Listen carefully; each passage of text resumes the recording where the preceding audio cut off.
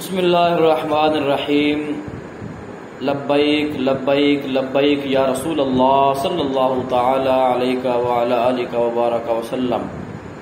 عزیز ساتھیو، کبھی آپ نے اس بات پہ غور کیا ہے کہ غازی ممتاز حسین قادری شہید رحمۃ اللہ تعالی علیہ آپ کی شہادت کے بعد جو تحریک وجود میں آئی، تحریک لبیک یا رسول اللہ، اور انہوں نے اس کے بعد جو سیاسی تحریک چلائی، آپ جانتے ہیں کہ قبلہ امیر المجاہدین رحمۃ اللہ تعالی علیہ اور ڈاکٹر اشرف آصف صاحب، پیر محمد افضل قادری صاحب، یہ ان کے علاوہ کتنے ہی اکابرین اہل سنت، کتنے ہی سجادہ نشین حضرات، کتنے ہی علماء کرام ان کے ساتھ شامل تھے۔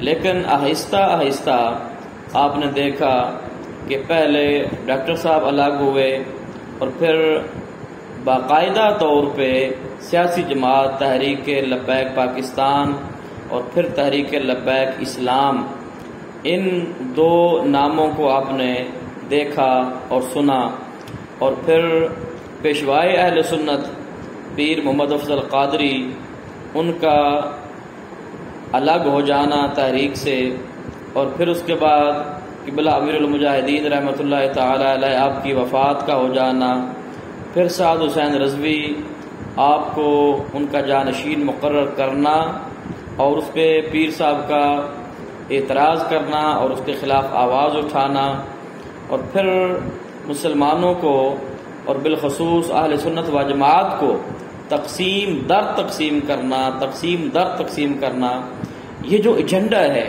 کبھی آپ نے اس پہ بھی غور کیا ہے کہ یہ کیوں ہو رہا ہے؟ آخر اس کو منتشر کیوں کیا جا رہا ہے؟ اس یونین کو کیوں توڑا جا رہا ہے؟ اس اتحاد کو کیوں توڑا جا رہا ہے؟ اور لوگ اس سے کیوں خائف ہیں؟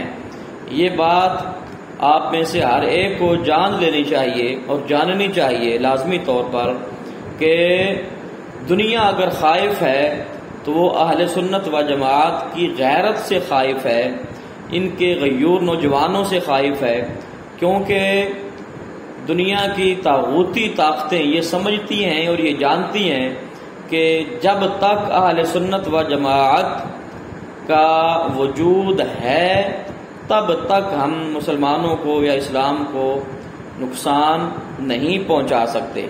لہذا یہ تقسیم در تقسیم کا عمل جو ہے، اس میں نقصان اہل سنت و جماعت کا ہو رہا ہے۔ آج بھی وقت ہے اور حالات اس بات کا تقاضا کر رہے ہیں، جیسا کہ صاحبزادہ سعد حسین رضوی آپ کو گرفتار کیا گیا، پھر ضمانت ہوئی اور ضمانت کے فل بینچ کے ہائی کورٹ کے آرڈر جو ہیں ان کو منسوخ کیا گیا، اور رہائی سے قبل ہی دوبارہ ایک اور دفعہ لگا کے ان کو پھر جو ہے 90 دن کے لیے قید میں رکھا گیا۔ یہ ساری جو چیزیں ہیں، یہ ساری اہل سنت و جماعت کے وسیع تر مفاد کے خلاف جاتی ہیں۔ لہذا وقت اس بات کا تقاضا کر رہا ہے کہ ہمارے اہل سنت و جماعت کے تمام اکابرین کو سوچنا چاہیے اور مل بیٹھنا چاہیے اور مل کر چلنا چاہیے۔ جب تک مل کر نہیں چلیں گے تو تب تک یہ چھوٹی چھوٹی جماعتیں بنا لینے سے کچھ بھی نہیں ہوگا، اہل سنت کا کوئی کام نہیں ہوگا، کوئی فائدہ نہیں ہوگا۔ دیکھیں کہ ہر جگہ پہ، ہر پلیٹ فارم پہ ہمیں شکست کا سامنا کرنا پڑ رہا ہے۔ ہم فتح کے قریب آ کر پھر ہمیں شکست ہمیں ہو جاتی ہے۔ تو یہ کیوں ہوتی ہے؟